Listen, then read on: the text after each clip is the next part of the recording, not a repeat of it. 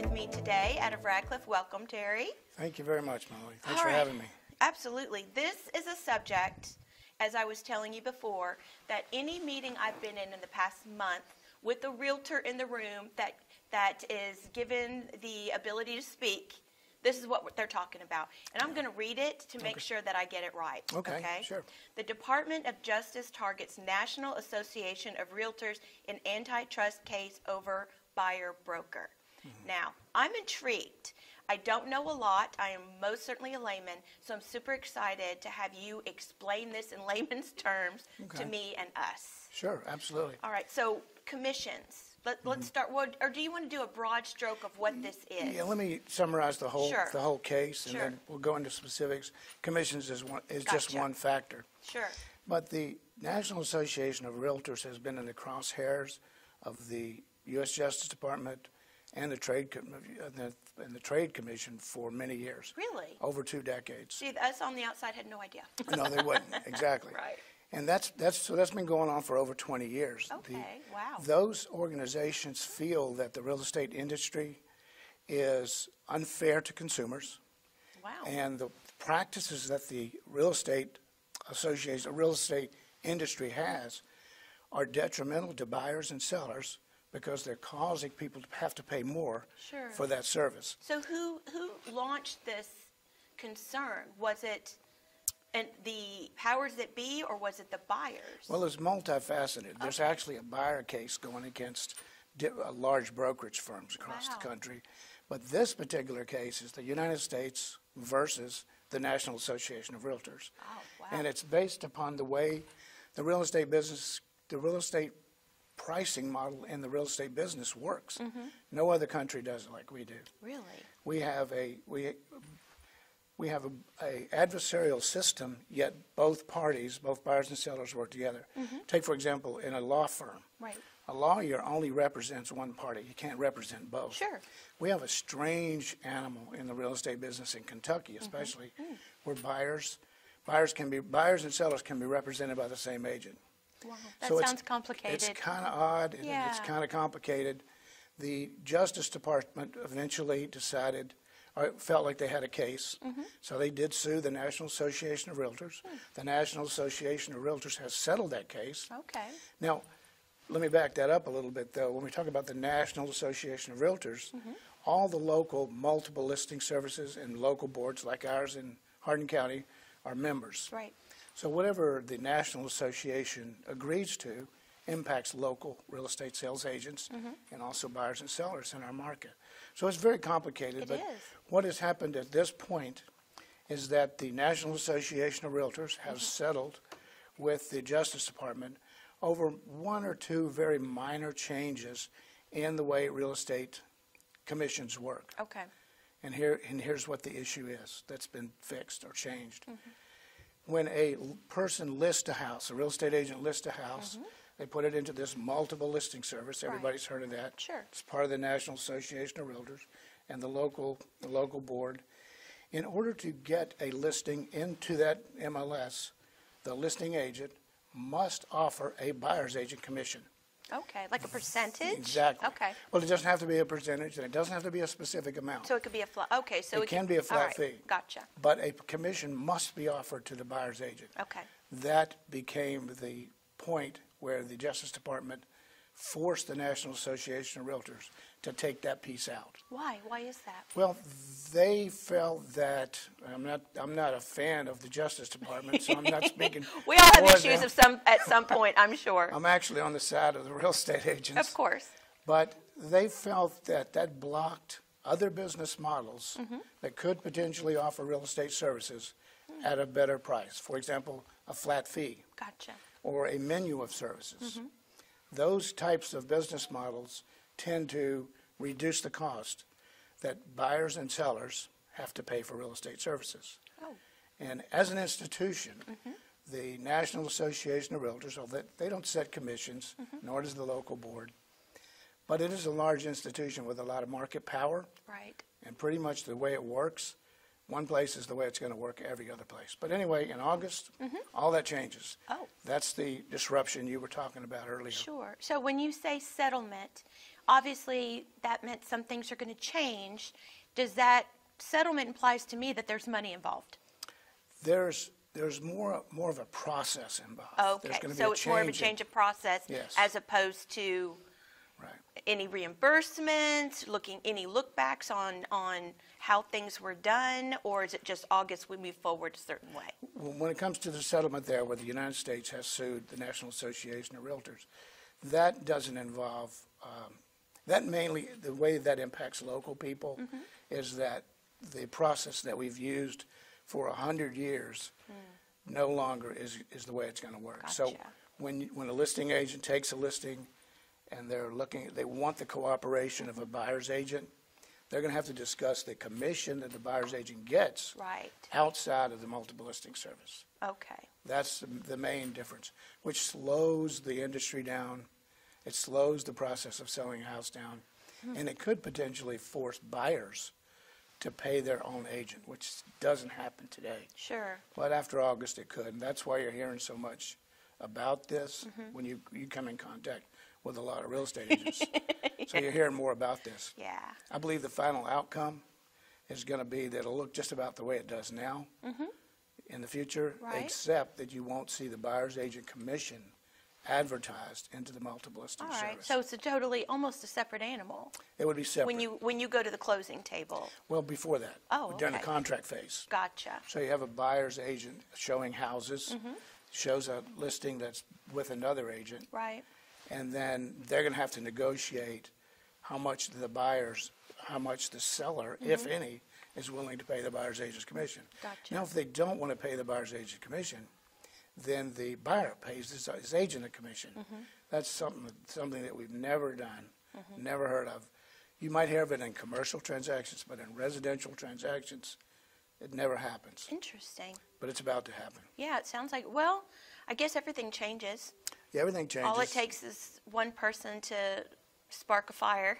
Well, it's been like this for over 100 years. Really? A couple of guys sitting around Yeah. figured out the MLS one day, and this started out in California over 100 years ago. So do you think it will be look more beneficial from a realtor's point of view to represent the buyer or the seller moving forward, or does it really not affect that? I think it makes the business more complicated. Okay. It makes it harder to actually work with buyers and sellers. Because every time you have a buyer, as a real estate agent, every time you have a buyer, you're going to have to figure out how you're going to get paid. It's very similar to the business model that law firms use. Gotcha. In a small law firm, you're going to get paid by your client. In the real estate business, we have this strange thing where we call dual agency, Yeah. where you can be an agent for two people in in an oppositional transaction. Only in Kentucky. In Florida, for example, where Come on, Kentucky. I was licensed in Florida, Oh, wow. and they don't even use anything like that. Really? A real estate agent there just works in the transaction. He's not an agent for either party. Right. So here we have this thing called dual agency. It's a strange animal. Yeah. Lawyers never use it. Nobody else uses it. It only works in the real estate business. Okay. And that apple cart is going to get upset just a little bit. Yeah. So legal perspectives, how is that going to affect buyers and sellers moving forward? Well, when a buyer, and we haven't actually experienced this yet, but it's going to be in the Oh, next it's month or coming, so. right? It's coming fast. So a buyer walks into your office, or you get a buyer from whatever your source is. Now you're going to have to figure out, if you're the real estate agent that has attracted that buyer, you're going to have to figure out how you're going to get paid. In the past, we just relied upon the commission that's offered in the MLS. But now there will be no commission offered in the MLS. Doesn't mean that the seller's agent can't offer a commission. I mean, not the agent, but the seller can't offer a commission. Right. It just won't be in the MLS. So there'll be another step here where you're going to have to negotiate that part of it. Gotcha. It just slows the process down a little bit. It confuses an already complicated process. Yeah. And it doesn't necessarily, I mean, it could potentially impact some transactions. Sure. But I don't think it'll impact every transaction. Do you think that maybe this will open some people up to fraud? I really As a don't. buyer, if someone represents me, like most of my friends are realtors, so Yeah, that's right. I'm safe. I'm good. Everybody Yeah. I know, yeah. But if someone moves into Kentucky and they don't have relationships with local realtors, do you, and maybe I'm just putting the cart before the horse, but I wonder if there might be some opportunity for some dishonest people to commit fraud. They've dealt with that already. Good. And the way that's Good, been good. dealt with, part of the settlement, although I don't know that they could even enforce this, but part of the settlement is that if you're a realtor, not just a real estate agent, Sure. but you're a realtor, you're a member of the National Association of Realtors, you're working with a buyer, you must have a buyer-agent contract. Gotcha. And in that buyer-agent contract, it will specify how you're going to get paid. It will notify the buyer right at the beginning that in the event that you don't get a commission paid out of the closing, that they would have to pay your commission. Now, that's very, very expensive. Sure. And that's something that most buyers that come into our market are not prepared for. The majority of our market, at least in the north end, and to a large extent even in the south end, the buyers and sellers are using government-backed loans, VA, FHA loans. Gotcha. And most of those people, especially a first-time home buyer, doesn't have money to pay a buyer's agent commission. Gotcha. They barely have the money to pay their own closing costs, and we usually get concessions from the seller, Right. who's the one with the money, Yeah. to help pay for their closing costs. And as a potential buyer in the market, if for any additional funds that I do have in my bank account, I would, if I had my druthers, I'd rather put that more towards a down payment on the house Exactly. to keep my payments low. But now I would have to consider saving some of those funds back to pay my representative agent. That's where it gets ugly. Sure. That's where it gets ugly, right there. You take people that the weeds, well, for sure. people with a very limited amount of money on hand to make a purchase. They have just enough to get it done. They need Right. concessions Yeah. from the seller. I have $5,000. That $5,000 is going towards my down payment, not Exactly. half of that, or Yeah, a large part of it's paying off. A large part of Sure. it would be to the buyer's broker. I don't think we're going to see a lot of that, frankly. I think what we're going to see is that most sellers, and most real estate agents are going to explain this, all real estate agents would explain this to sellers, that we need to bake the price of the buyer's broker right into this transaction, just like we've always done. Right. Simplicity, please. But the only thing is we can't post that publicly for the other brokers It's to a see. side table conversation once Exactly. you start the process. And I guess once it takes hold, It'll- starting in August, right. eventually people will get used to that. And it's very likely, Melanie, that the settlement that's been reached with the National Association of Realtors and the United States government, that may not be the end of it. A lot of people think that the settlement is just to take buyer brokerage commissions out. Right. I don't believe that's what's been agreed to. I believe Okay. that that's step one. They're not finished. The Federal Trade Commission and the National and the Antitrust Division of Department of Justice, they're not finished with NAR yet. Okay. They're digging deep.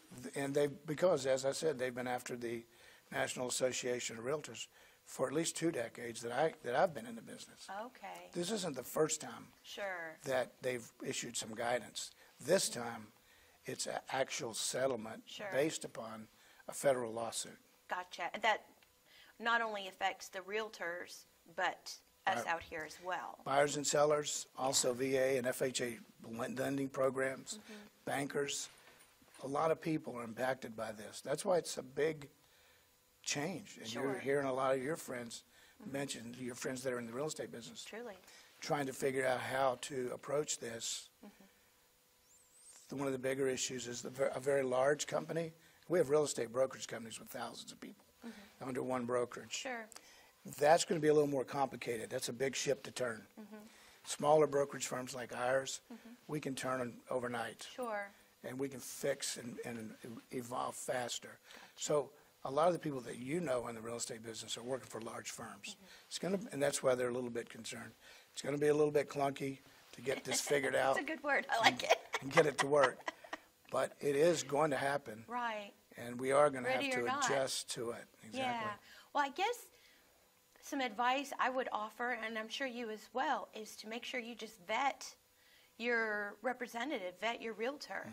Now, when you say real estate agent and realtor, Are those two different things, or are they the same? Because I've always used those terms interchangeably. Right. Most people do. Uh-huh. Most people, the trade name realtor is actually owned by the National Association of Realtors. Really? And for a person to actually use that title, which all your friends in the business do use that title. Right. That's because they're all members of the National Association of Realtors. Gotcha. But let's say you work out in a community that's farming community or somewhere where there's not a lot of residential or commercial activity, Right. then they could just have a real estate license with the state of Kentucky. They don't need to be a member of the National Association of Realtors. The advantage in National Association of Realtors, one of the biggest ones, was that multiple listing service we were Okay. talking about before. Sure. But there are lots of other advantages. Interesting. The- I always thought the word realtor was just a more polished way, more Of cleaner saying, way, a right. quicker way of saying real estate agent. Right. So Yeah, that it's is a different mu- animal. Okay. It's a different animal, Yeah. but virtually everybody you know in the real estate business, and I probably only know 2 people or 3 that are not realtors.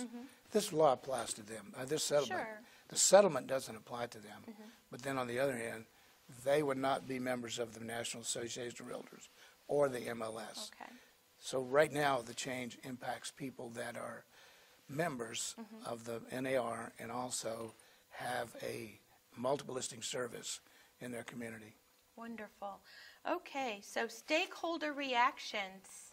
How's that going? Well, here's what we're seeing. Yeah. And the Inman News is a big industry newspaper. Okay. A lot of buzz in there about what's going on. Is that like the newsletter for realtors? Right. So, Okay. well, a newspaper more Oh, or less wow. for them. Okay. And what we're seeing there is that new business models are emerging. Buyers brokers, menu of service brokers, lots of new business models Wow. are evolving. Sure. I don't think it's going to take over the market, but you're going to find that the way that the real estate business works might be different from one company to the other. Oh, Now, when that's been tried before, there was a lot of industry resistance to it gotcha. because there were individual brokers that were perceived as interrupting a perfectly good system. So there was pushback 20, 25 years ago. Sure. Today, there won't be any pushback. To interfere with another broker's process involving their commission would be an antitrust violation, Sure. which is a Okay. serious violation. Sure. It can be a felony. You can go to jail for 10 Wow. years just for an antitrust violation. Okay, and give us an example of what that would be. An antitrust violation in another industry would be, for example, let's say in your town you have 4 coin laundries. Okay. And these 4 coin laundries are owned by 4 different people. And they all get together and have breakfast and they talk about their pricing. And they decide, well, let's just all price everything the same. And if you raise your price, we'll raise ours. That's an antitrust violation. All 4 of those people Oh, could be charged with a felony really? and could spend up to 10 years in jail. Wow. So it's very serious Truly. when people that are competitors collaborate about pricing. It's like a monopoly. Well, that is actually the charge Really? by the National Association of Realtors. Oh. I mean, by the Justice Department against the NAR, is that you people in the NAR are collaborating with each other to set the price for real estate services. And if you ask the average person on the street, how much does it cost, how much does a broker charge to sell their house? You'll hear a standard number, Right. which is not set by law. Sure. It's not set by the brokers. But it is strangely the same Right. from coast to So it coast. seemed as unethical to do It that? seems like it was structured Gotcha. by competitors collaborating with each other to fix the price of the services. Okay. That's the rub. If you had to say what's the big issue, the Justice Department and the Federal Trade Commission are convinced that there is price fixing within the real estate industry. And that's why they came after them now, Right. and that's why they came after them in the past. See, I'm so Pollyanna. When I hear that from the outside, I think, how cool that competitors are working together. Oh, yeah. That's just, yay! Yeah. That's great. Exactly. Kumbaya. But I guess on paper that doesn't look Well, so it's good. unfair to the consumer. If you Gotcha. think about that for a second, that if you have competition among people in the same sector, Sure. you're going to get a lower price. Gotcha. Competition is healthy, truly. Yet when you look at the real estate industry from coast to coast, you're going to find that the price, real estate brokers typically charge is about the same. And the Justice Department's fully aware of that. Right. And they're asking themselves this question: why is that the case? Does everybody in the industry you work in, there's a variety of pricing models. Sure. And you get to pick the one you want. Exactly. Your organization does. Right. But if you called up all the other investment brokers, and let's get together and let's organize what our fees are going to be, that would be a violation of the law. That's why they don't do it. Wow. Okay. I had no idea that there was that much power or control involved in real estate and realtors and all of that. I thought, everybody does what they deem they are worth, their, value of their time and effort. And that would make sense. Sure. And that isn't actually what happens. Wow. You could have a real estate agent. I mean, we're being blunt here about this. Sure. I just want to be perfectly frank Right. about We're the in way a safe place. the way I see this. You have a real estate agent who came in business yesterday, Right. and you have another real estate agent who came in business 20 years ago. They both get paid the same on a transaction. Right. So that's not the way it works. If you, for example, you went on a baseball team and it was one of those little city teams, they travel around, the guy that just came on today is not going to get paid as much as the guy that's a heavy hitter. That's fair. And that's the way, that is another indicator to the Sure. Justice Department that the real estate business must be manipulated by some force. Sure. And who would that force be? Right. We only have one person to blame. That would be the National Association of Realtors. Okay. The Justice Department isn't coming to Hardin County and charge anybody in Hardin County with an antitrust violation. Well, Unless- we appreciate that. Unless they find out that that's what's going on. Right. Stay out of Hardin County. We're Yeah. good here. Nothing to see here, folks. Move along. Yeah, I don't think we're going to have a problem at our level. Right, There are a lot right. bigger fish to fry than Hardin County, Kentucky. Yeah. Although this is my bubble. I love it here. Yep. Yeah. Well, gotcha. So let's talk about the broader antitrust issues. Have we touched upon that, or do you Well, feel you want to expand on that a little yeah. bit? I'm a big fan in markets where everybody gets to decide their own pricing. Sure. Any place in our economy where competitors get together and structure a deal that is to your detriment as a consumer, forces or causes you to pay more for the service, is definitely wrong in an economy like ours. Sure. And it's not that uncommon, though. We could find some antitrust violations today if we went around and actually interviewed people. Sure. Just not Hardin County. Well, Let's not do that.